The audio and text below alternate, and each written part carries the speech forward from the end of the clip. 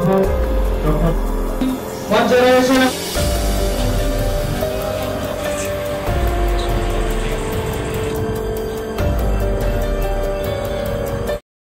মহাপুরুষের আজকে জন্মতিথি।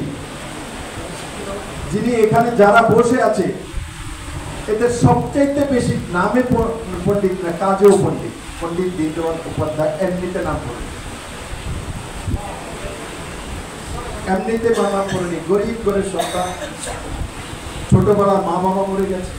আমাদের এখানে তো মা বাবা যদি ছোটবেলা মরে যায় 9 বছরে, ওই দিন 9 ইয়ার্স 9 বছরের বাচ্চা শিশুর মাও নেই বাবাও নেই। আর আজকে আমরা এখানে পূজা করবো না।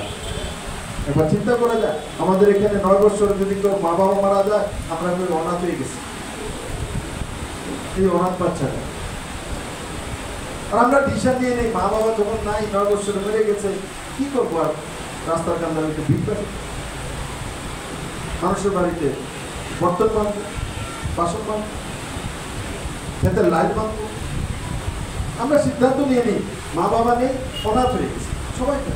অনাথ কে পড়াশোনা করে দেব, কে স্কুল নিয়ে দেব, কে ড্রেস কিনে দেব? 9 বছরের মা বাবা নেই। আর ওনার আদর্শে ভারতীয় জনতা পার্টি দুনিয়ার সবচেয়ে বড় পার্টি তৈরি হয়ে গেছে। উনি কোনো ধর্মার ব্যক্তি না, বুঝে গেছেন মা বাবা নেই তো কি অবস্থা, পালার কোনো লোক নেই। রাজস্থানের জন্ম, উত্তরপ্রদেশের যোগীর যে জন্মভূমি গোরক্ষপুর, সেখানে মামা নিয়ে এসছেন। কি করবে? মামা পালার জন্য নিয়ে এসছেন। মামাও গরিব ব্রাহ্মণ, মামারও ছেলে মেয়ে আছে। মামাও দুধ বিক্রি করে পরিবার চালায়। একটা গাড়ি আছে, দুধ বিক্রি করে ছোট্ট একটা করে মামার বাড়িতে থাকে।